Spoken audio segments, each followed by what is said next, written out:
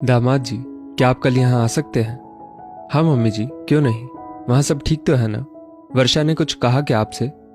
हाँ दामाद जी, ये वर्षा का मायका है तो यहाँ तो वो ठीक ही रहेगी ना।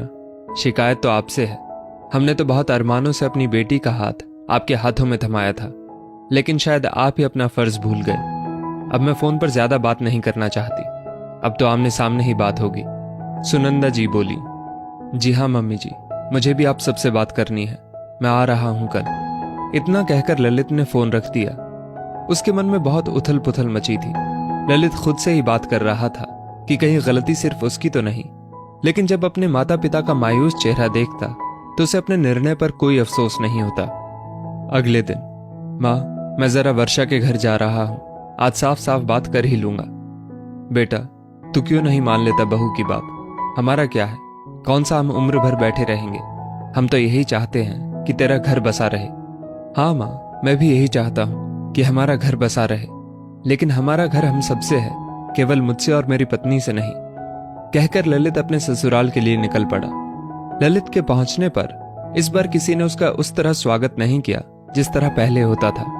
आते ही पानी देने के बाद वर्षा की माँ उसके पास बैठ गई। दामाद जी, मैं ये क्या सुन रही हूँ? आप मेरी बेटी से ऐसा कैसे कह सकते हैं कि वो चाहे तो अपने मायके जा सकती है? क्यों मम्मी जी, इसमें मैंने क्या गलत कह दिया? गलत तो तब होता जब मैं उसे मेरी मर्जी से जाने को कहता। ये वर्षा का अपना फैसला था।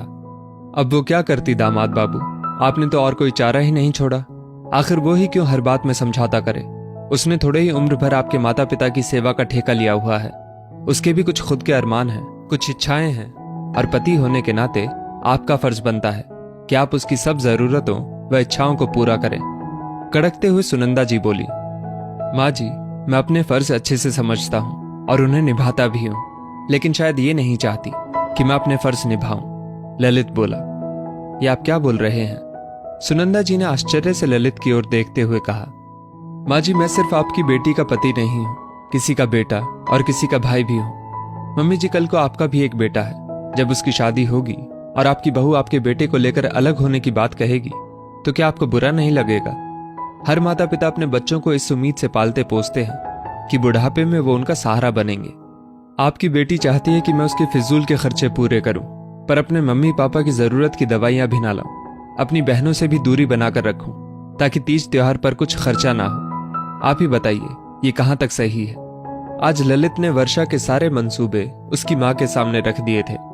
सुनंदा जी हतप्रभ सी दरवाजे के पास खड़ी वर्षा का मुंह ताकने लगी, जो गर्दन झुकाए खड़ी थी।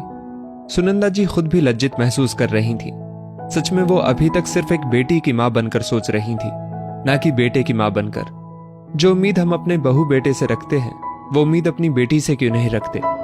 उन्होंने वर्षा को समझाया कि ललित गलत नहीं बोल रहा। वो तो पति के साथ साथ एक आदर्श बेटे का भी फर्ज निभा रहा है, और हर माता पिता अपनी संतान से यही उम्मीद रखते हैं। जब खुद के भाई पर बात आई तो वर्षा भी समझ गई कि वो ही गलत थी। जिस तरह एक बेटी के माता पिता उसके लिए लायक दामाद की चाहत रखते हैं, उसी तरह बेटे के माता पिता भी उसके लिए एक आदर्श बहू की ख्वाहिश रखते हैं जो उनके परिवार को जोड़कर रखे। वर्षा अपनी गलती मान विदा हो ललित के साथ अपने ससुराल आ गई, इस वादे के साथ कि आइंदा वो उस परिवार को सही मायने में अपना परिवार समझेगी। दोस्तों, इस स्टोरी को लेकर आपकी क्या राय है, नीचे कमेंट करके जरूर बताइएगा, और ऐसी ही और भी बेहतरीन वीडियोस के लिए हमारा पेज जरूर फॉलो करें। धन्यवाद।